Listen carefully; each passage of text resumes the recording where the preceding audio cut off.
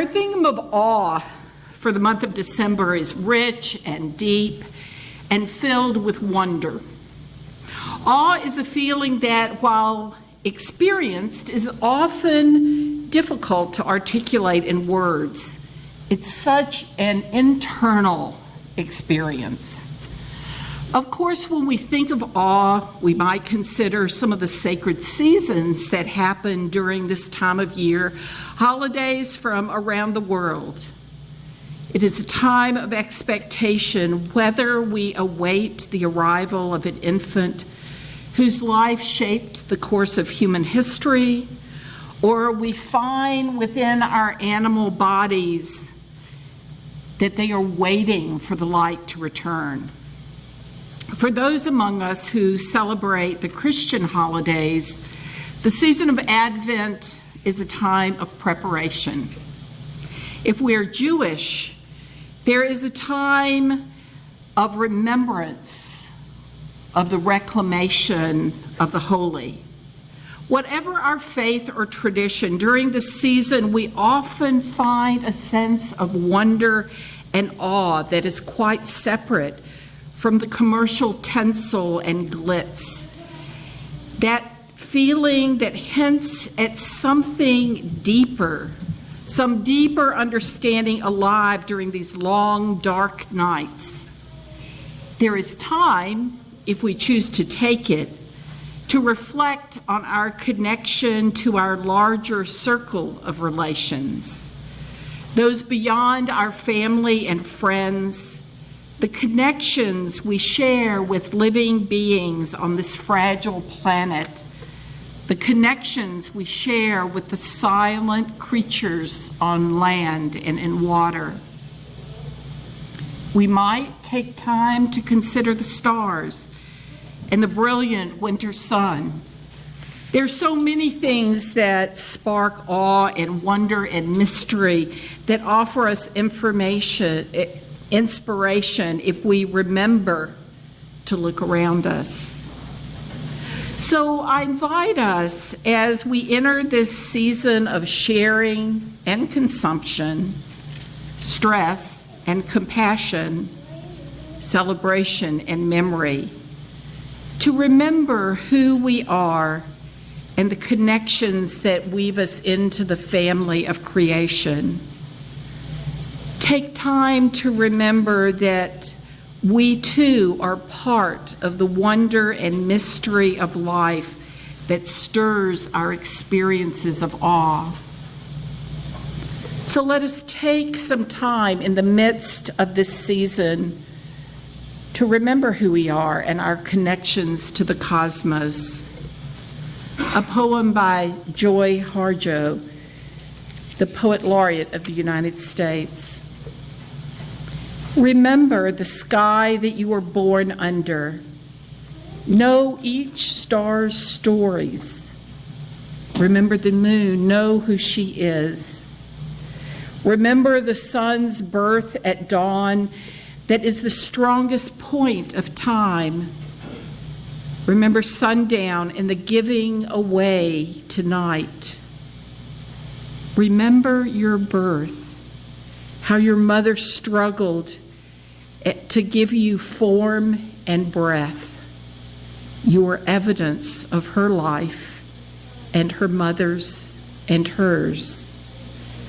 Remember your father. He is your life also. Remember the earth whose skin you are, red earth, black earth, yellow earth, white earth, brown earth. We are earth.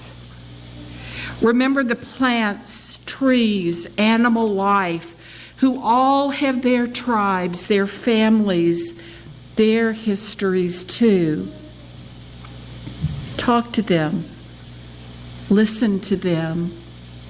They are alive poems. Remember the wind. Remember her voice. She knows the origin of this universe. Remember, you are all people, and all people are you. Remember, you are this universe, and this universe is you. Remember, all is in motion, is growing, is you. Remember, language comes from this. Remember, the dance language is that life is. Remember.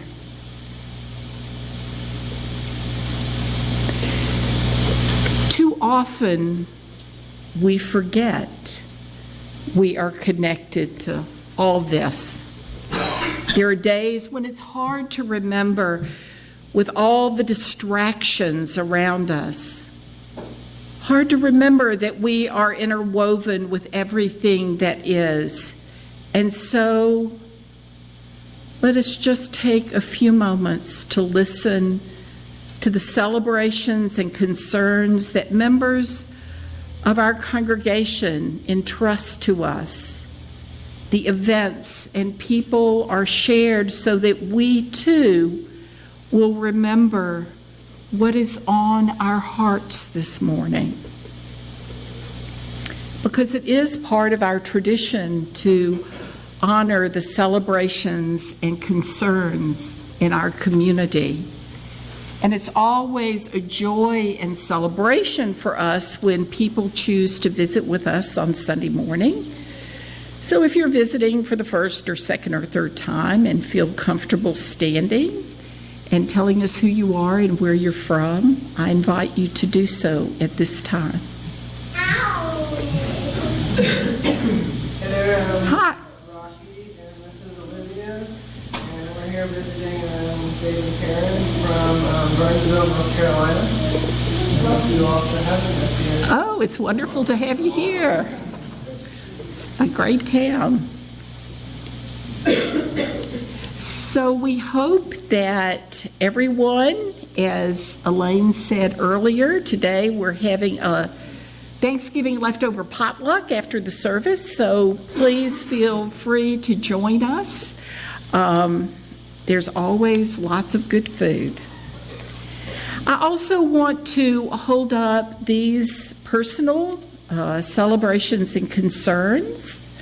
Elaine Faithful's sorrow is that her candlestick attacked her from the top of a bookshelf. Her joy, no permanent damage.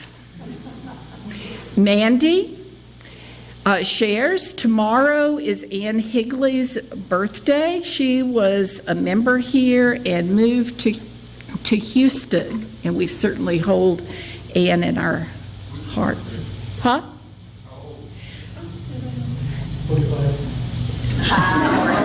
See, I was going to say 39 instead of 40, but 45 is good. Lori Varenhorst shares that her mother Janine is continuing to do well at rehab in Anderson. All the family had turkey with her on Thursday. Benedetta shares a joy, the wonderful Thanksgiving with our UUFC friends Tom and Karen at their house. Paula and Jorge celebrate the mountain, our beautiful Unitarian Universalist Retreat Center near Highlands, North Carolina. They spent part of the Thanksgiving holiday there and returned home renewed, inspired with many new UU friends. Kathy Crane,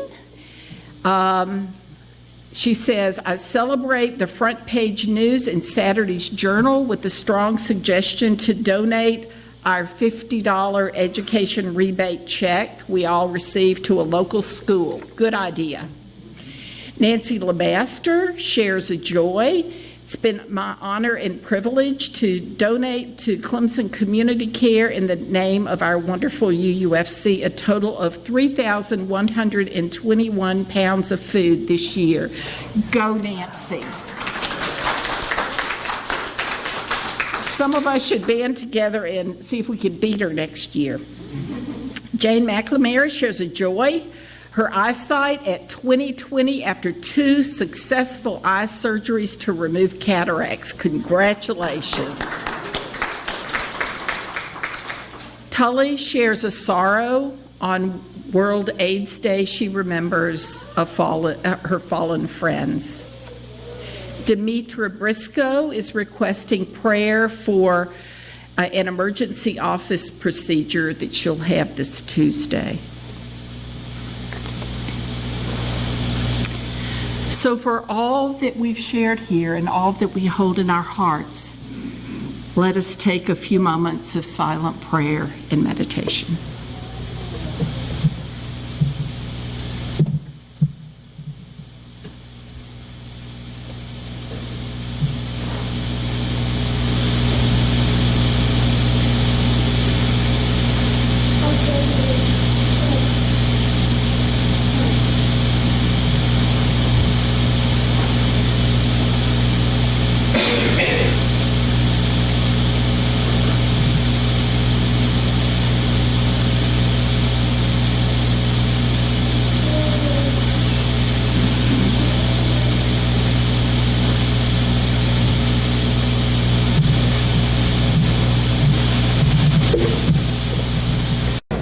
One might ask, and I asked myself last night, how does this hymn relate to our consideration of awe? For me, this hymn is a reminder that the awe we experience in our lives can come not only from the natural world, but also from our respect for those around us who seek to transform the world. Yet when I sing these words, I sometimes feel a bit overwhelmed as I consider all that needs to be done to transform human society. That certainly seems like a lot more hard work than is our usual conceptualization of something that fills us with awe. Awe seems to be something that we just open ourselves to, something we receive. Yet my heart is also filled with awe when I see people who give their lives to a cause that helps us all. How many of us have felt a sense of awe when we have watched young people galvanize hundreds of thousands of people around the world? We enter this month during which many around the world wait in expectation to celebrate the birth of a child whose story has inspired art and awe, a birth that had a powerful impact on the history of the world. His story is one of a child born in the simplest of circumstances with no place to live. He and his parents ended up as immigrants. He was truly a refugee whose parents fled with him to a foreign land to protect him from violence and certain death. That flight towards safety is starkly reflected in our world today. His flight was as political as the decisions that now affect the welfare of babes whose lives are just as much at risk as that babe born over 2,000 years ago, who are vulnerable due to the rapid and intense onslaught of political decisions that have pushed us to confront our own limits of ethics and tolerance. Where in all this is the awe and wonder that we long for during the seasons of the sacred time of year? We care about the plight of those fleeing danger. We cannot put down our care for others because we think about what it would be like for our children to be put in cages. And so we stretch and we stress our minds and hearts, even as we feel impotent about how best to be a compassionate presence in the world. Perhaps we have a sense of powerlessness and long for something concrete we can do to make the lives of others safe and peaceful. And so we sit. For what? We're not sure. In the midst of our anxiety and activity, we need to find a space of peace where we can lay down all our concerns to rest our hearts and minds, if only for a short period of time. Continuing to stress does not prepare us for productive living or action. Perhaps we need to be still, to find a place within where we can sit in trust, recognizing that our pain and compassion are not the whole picture, that there is great goodness and kindness all around us. When I find myself particularly stressed during periods when my concern overwhelms me, I go back to a quote by the great Catholic theologian Thomas Merton, who wrote, "There is a pervasive form of contemporary violence to which the idealist most easily succumbs: activism and overwork.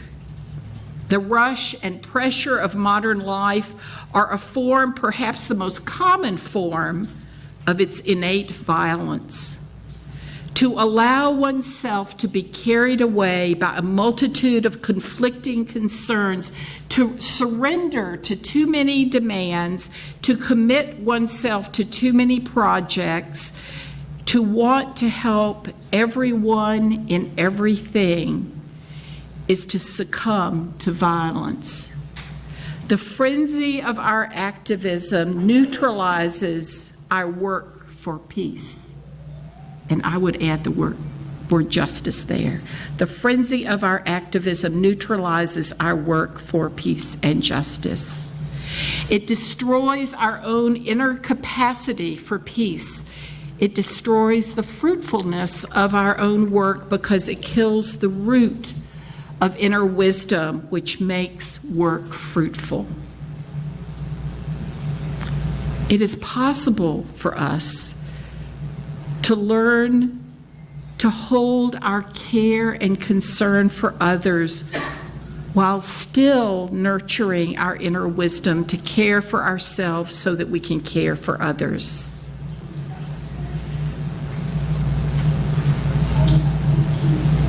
Let us remember to touch the hands of those we love, to immerse ourselves in nature and the laughter in strangers. These are some of the ways in which we can remember the joy and goodness that is also in the world, and also be connected to our concern. For in each of our experiences, when we connect deeply with other people, we can experience awe and wonder. Despite what we see and feel in the world, there will always be space to feel grateful.